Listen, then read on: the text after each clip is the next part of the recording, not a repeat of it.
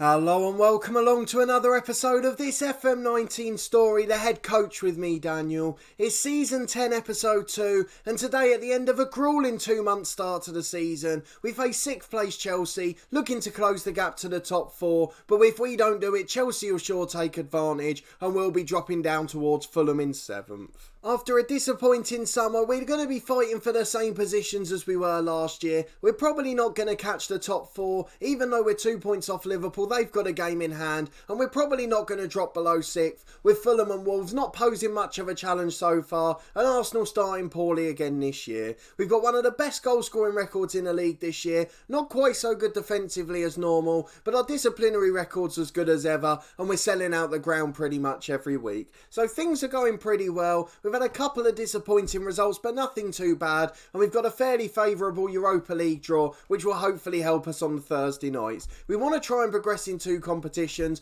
We can try and prioritise towards the end of the year. Hopefully we'll get a good January window if we're still here, but we've got to still be in Europe for that to be effective. But first, if you haven't seen the last episode yet, we had all the summer transfer news and we played our first game of the season, so go back and check that one out if you haven't yet. But for those of you that were here, you'll know that it was a very disappointing summer, and this finance and salary screen on the right hand side pretty much highlights it. At this time last year we had 42 million in the bank, and this year we've got 57, so an extra 15 million pound, and we've got 38 million of our transfer budget remaining, and loads of our wage budget too. It just shows that we didn't use the money we had available, and all we've actually done this year is made a bit more money. But let's go and look at the transfers, because we did have one more bit of news going out of the club, and that was Mauricio Zia. As our director of football brought in so many strikers, we didn't need 4 to fit into one position, so we're going to keep Greenwood to play off the wings and the other 2 star strikers, and Mauricio Zia's gone out on loan. His whole wage is being paid, and Marseille are giving us 250 grand a month as well, so hopefully he'll get a year of football there, and the wonder kid will come back a world-class player looking to make his way in the Premier League. I'm sure we won't benefit from that, as if we're not gone from here at the end of this season, I don't know what we're going to do, because we seem to be stuck in a dead end, but hopefully we'll be able to get out. If we can complete our coaching course that we're doing at the moment, that's due to finish in December, then hopefully as big jobs come up in the new year, we should be one of the prime candidates, as long as we keep Newcastle in the top 6. So things are ticking over quite nicely. If we go and have a look at the schedule, you're with me for that 4-0 win against West Ham, where we didn't play too well by any means, but 2 goals just before the break and 2 goals in the first 10 minutes of the second half pretty much wrapped up the game. The rest of it was relatively even. We did go away to Spurs in the following game though.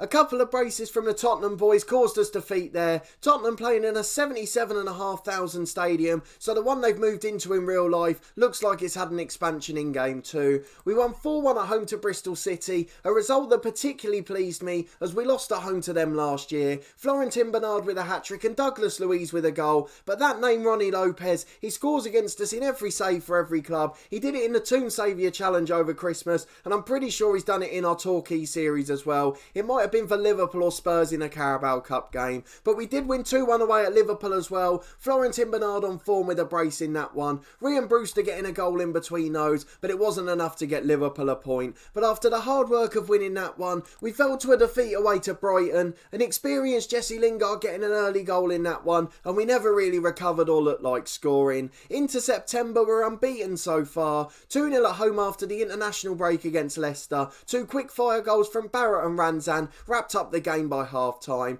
We won 1-0 in arguably our hardest Europa League game away at Malaga. Mason Greenwood heading aside of backup players as we got a 1-0 win and defended brilliantly, and now we've got Dundalk of the Republic of Ireland and Rijeka of Croatia as well. I'm not sure if I pronounced that one right, but it should be plain sailing from here. We drew 1-1 away at Everton in the league. That was a bit of a European hangover, but the young player Bernard Martin, who our director of football spent 45 million on in the summer, came on and nicked us a late equaliser, though Douglas Luiz got injured for a month in that one and were a little bit short in midfield as a result, and we struggled to a 1-1 home draw against Wolves in the Carabao Cup. Luckily we nicked it on penalties, Bernard Martin with the goal again before missing in the shootout to give us some nervy moments. In the 4th round of that one we've drawn Everton, so that's going to be another difficult game, but hopefully we can get through. The more trophies we get in the cabinet, the better chance we've got of attracting attention from big clubs. But with all of that said, this is by far our hardest game of the month, a real top of the table clash as we fight to try and close the gap to the top four. So let's go and look at our lineup for the game. Tottenham have just thrashed Manchester City in a battle between first and second earlier on.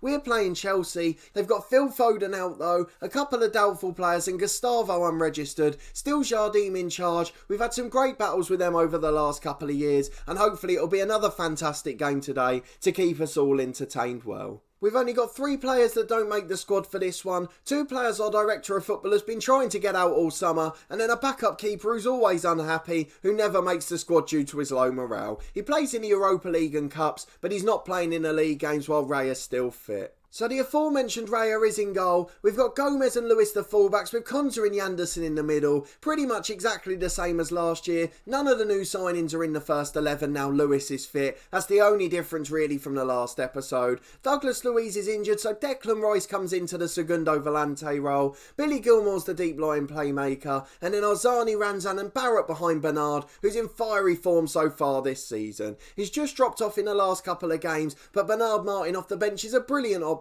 if we need to get a goal late on. We've got Mason Greenwood there as well, and the young right wingers Edwards and Lavinas. We're full of attacking options and then have nothing at the back if we get some injuries. So let's get into the game, see if we can get a result against Chelsea, the familiar tactic against the familiar foe, and hopefully it'll be enough to get the 3 points. It's the 4-2-3-1 for Chelsea then. We've not got Larsson playing on the right. He always causes us trouble. He's not even in the squad for this one actually. Though they have got Ibrahim up front. The left winger causes trouble a lot of the time. Pulisic was a match winner against us once before as well. The likes of Christensen, Pickford, Tierney, Gedson, Fernandes and Barella. All quality youngsters in real life. And I'm sure they'll all pose problems for us today. But let's talk to the lads. Antia wants us to tell them to do it for the fans. I'm not sure if that's what we are going to do. We're going to tell them to go out and prove a point. Most of them are motivated, so sorry Mikel, I'm ignoring you this time. Let's get into the first half, although we've got a tunnel interview first. We're a good team, we relish the challenge, of course we do. We're not just going to crumble under the pressure, although we did do that a couple of times last season.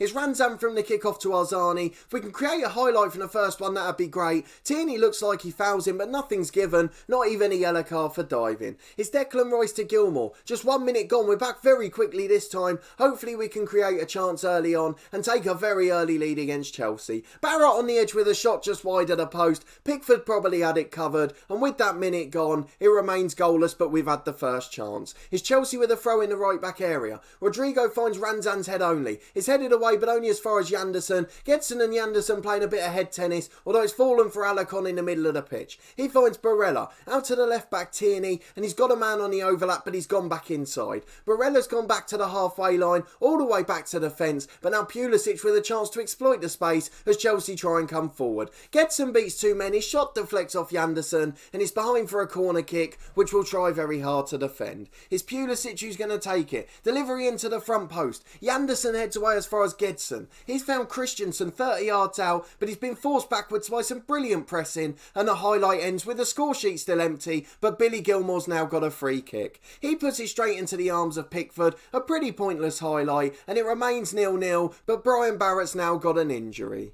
We've got lots of options on the left-hand side. None of them are natural at all. I think the one I'm going to go for at the moment is Ranzan over to the left and then Oliveira coming on in the 10 role, just so we've got lots of ball players on the pitch. We want to keep possession as well as possible at home and try and really dominate the game. We have got the likes of Bazan that could come on later in the game, and we've got Greenwood and Edwards if we need an inside forward, but we're going to keep Ranzan there for now, and fingers crossed he'll be able to do enough to try and give us a lead in the first half. Barella's got a knock for Chelsea too, so there's injuries all over the park, but it's Chelsea coming forward again as Lewis and Gilmore head away a throw. It's Gedson on the right side of the box. He beats 2 men, it was just opening up for him, but then he decided to pass left to Tierney, and the fullback shoots from a wild effort, and it goes wide at the post, and we comfortably hold on to our clean sheet for now. A quarter of the game gone, it's been pretty even so far, but we've had the only shots on target, and that's got to be pretty pleasing. We've got a corner on the left-hand side. Arzani with an in-swinger. Bernard gets gets up, but it's just gone down to the Chelsea man, and he's hacked it clear to halfway. Lewis into Arzani though. It's cleared away, and now Pulisic can counter. He's got the left winger running off him as well. He's picked up possession now. I'm not even going to try and pronounce his name. He crosses for Alarcon, who heads over the bar, and it remains 0-0, but we're starting to live a bit dangerously on the counter-attack. Chelsea probably look the more threatening on the break. Tierney's got the ball at left back. He's got no real passing options at the moment, so he just plays a 1-2 with his centre-half and waits for things to open up a little bit more.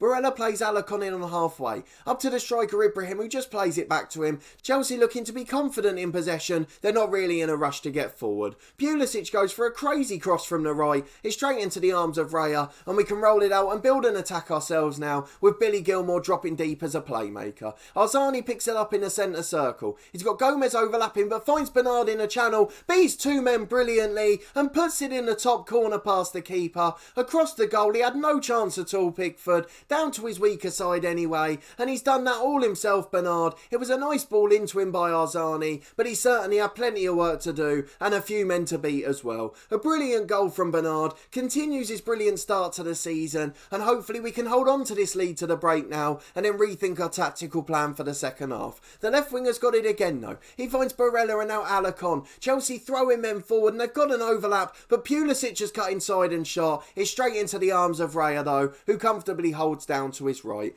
Half an hour gone, it's Lewis in the centre circle. Ranzan to Oliveira. We're keeping it well, but can we create more chances? Bernard on the edge with a greedy shot, and it's straight into the defensive man, who clears it away after blocking. Konsa's on the edge of a free kick though. We're really throwing set pieces into the box, and they're causing all sorts of trouble as the second cross from the right goes straight into the arms of Pickford, and he clears the ball as the highlight ends. 10 till the break, and we're looking threatening, but there's still that bit of pressure from Chelsea on the counter. We've got a goal kick with David Raya. Just a couple of minutes to the break now as Yanderson picks up possession. Gomez plays a 1-2 with him. Yanderson really could do with going long here. Gilmore eventually does, but it's pretty aimless and cleared away. Barella's touch is heavy though, and Ranzan nicks it off him. It's a poor pass from him as well as Tierney goes back to the keeper. Bernard's closing him down, but Pickford hoofs it long, and Ibrahim flicks it on, but only as far as Yanderson. Lewis, the left back, is a bit narrow on that occasion, gives it away to Christensen. Gedson finds Pulisic on the right. He's got space to run into, and he's dangerous there. Ibrahim beats his centre half man, but he puts it wide at the post, and it looks like we're going to go into the break ahead.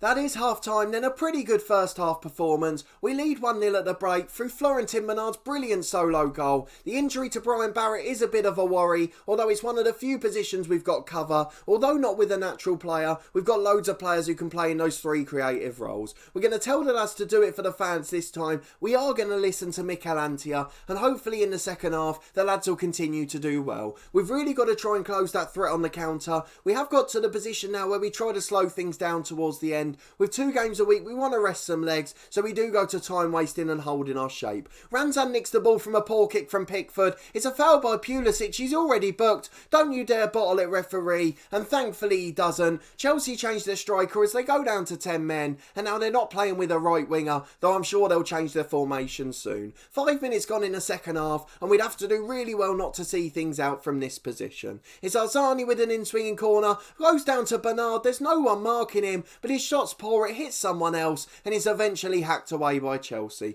Oliveira gets the throw from Lewis. We're starting to dominate now since the red card. Arzani back to Lewis again, cutting inside past 2, and then passes it to Ranzan, who goes for the shot, but it's off the Chelsea defender out for a corner. It's going to be an in-swinger for Arzani again. Can we get on the end of it? It's a poor corner this time, straight to the first man. Kessie heads the ball away. Arzani on the second occasion is blocked again, and it's behind for a corner kick, which Arzani of course will take. Can he beat the first man on this occasion? Does, to the back post this time. Bernard misses out in the air, but a penalty's been given. Ranzan's going to be the taker. He's only rated 9 for it, but he's the best on the pitch, and he's scored 1 or 2 big ones before, so hopefully he can do it again. Fingers crossed everyone. Valdir Ranzan steps up. It's Ranzan v Pickford. Who's going to succeed? Ranzan smashes it down the middle. What a brilliant penalty that is, and I'm sure that'll improve his rating for today. He's gone straight up to a 6.7. It should be game over at the hour mark, but I'm sure we've thrown away better positions before. We'll give it 5 more minutes before making some subs and resting some players ahead of some more big games. Bernard's got the ball in the box, goes back to Oliveira. From the left he crosses it, Ranzan shot's blocked and is cleared away as far as Camara, the sub-striker. He's just got 2 men to beat, beats one of them brilliantly, beats the second well as well, and shoots from the edge just wide of the post. I'm not sure if David Raya would have got there. We've got a warning to close Rodrigo down, but we've also got our own corner.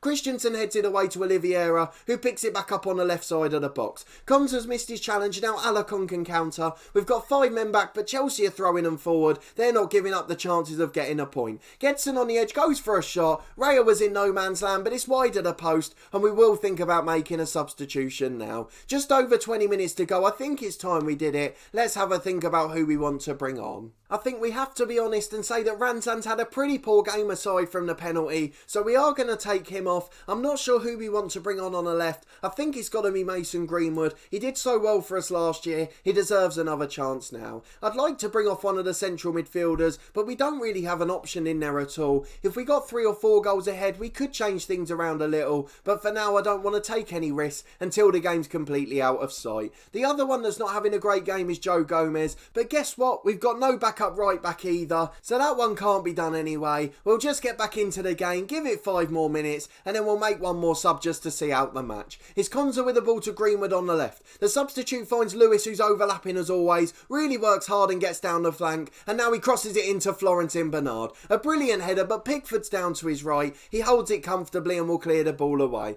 A long kick over the top to Camara. Yanderson heads it clear, and Gilmore flicks on, but only as far as Alarcon. The centre half goes back to Pickford. We've got 2 men pressing him brilliantly, and his long kick's aimless and straight towards Jamal Lewis. It seemed like he panicked a bit from the pressure there. Lewis beats 1. Lewis beats 2. He tries to cross. I don't know if he was actually going for a shot there, but it was a really poor effort in the end after such a mazy run, and unfortunately it remains just 2-0, and we haven't completely seen the game off yet with 15 to go. Just 10 minutes left, Gomez with a throw on the right. We will make our last sub after this attack. It would have been easier if Gilmore had put that in. He got all the power behind the strike, but not enough accuracy, and unfortunately it's out for a goal kick. Arzani and Declan Rice are absolutely knackered. Rice is the only fit player in the holding role, so I feel like we need to give him a rest where possible. I'm going to bring Mafluthi on for him. The young centre-half will come on in that position, although he'll swap with Konsa, who's a little bit more confident in defensive midfield. He can play any role there, Konsa, so we'll just leave him in the Segundo Volante, and we're going to swap Yanderson over with Mafluthi, as Yanderson's a better ball-playing defender. So let's get back into the game and see out the last 8 or 9 minutes. It's a Chelsea throw at left-back for Tierney.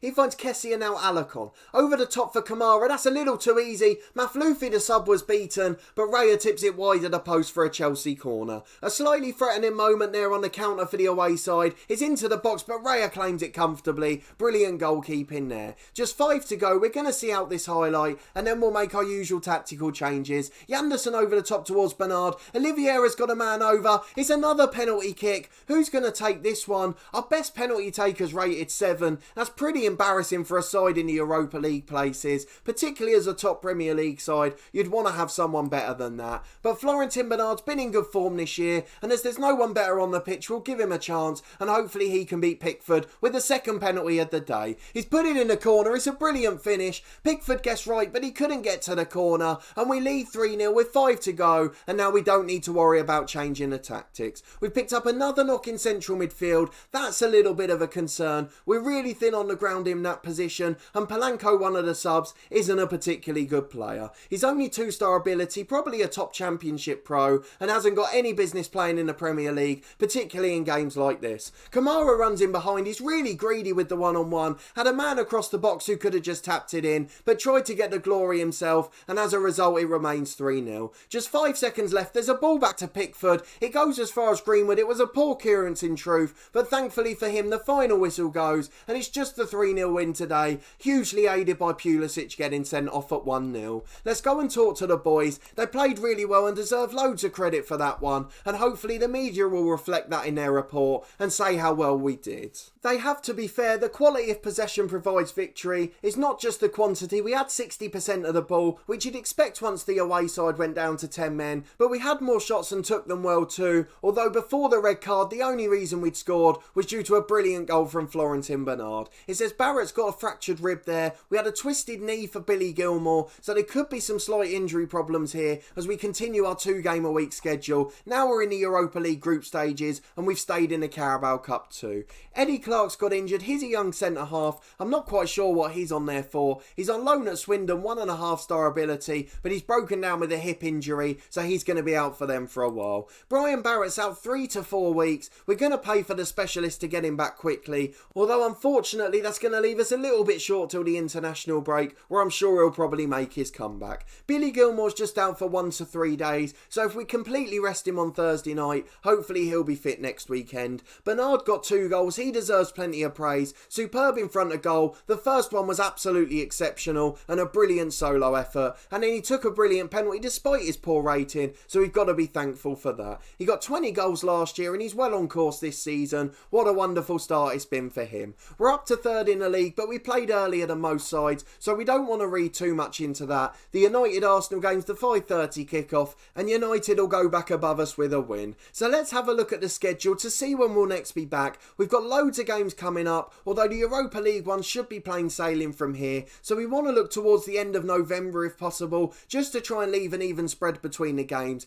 It looks like once we get through this spell in October, the likes of Manchester City and Arsenal in the league, Everton in the Carabao Cup as well, we've got a really friendly November on paper, though I'm sure that's easier said than done, and we've got some away games after the Europa League matches, so they could cause a bit of a hangover, but hopefully in the start of December we'll still be on track, and we'll just pick a game that's most appropriate if one of these sides is flying high up the league, or we may even wait until the Man United game, though I think that's a little bit far. We'll try and get one in before then. We could obviously be in the Carabao Cup quarter-final too, so that's one we may want to come back for as well. There's plenty of options at the moment, but we'll leave in another 6 or 7 weeks. Hopefully we'll guarantee our Europa League knockout place by then, and we'll still be in the Carabao Cup when we come back next time. But if you did enjoy this episode, please put a thumbs up on the video. Let me know down in the comments what you think of our start to the season. Are there any big jobs going yet? We'll go and have a quick look for the end of the episode, but we'll obviously try and apply for them once they come up in the future. There's none that are even insecure at the moment. I guess it's too early in the year. Only 6 weeks into the season and not many managers could be doing that badly, so we'll have to wait a couple more months yet. It may actually be a blessing in disguise if we wait until our coaching qualification's done, and then we'll have a continental licence, which will hopefully make us more appealing to clubs in Europe. But subscribe to the channel for daily FM19 content from 2 long-term stories, this one the head coach, and then our One Club series, part of the furniture with Torquay United, where we try and take them to the top of English and European football. And then there's weekly content from some other sports games as well. At the moment it's the turn of Snooker 19. We're a few episodes into that series now. The game's been out a couple of weeks, so if you do like other sports games and you haven't checked that one out yet, then please do go over and take a look at it. But a massive thanks for watching and your continued support with the series as always. I really do appreciate it, and we'll see you next time for another big episode from Newcastle.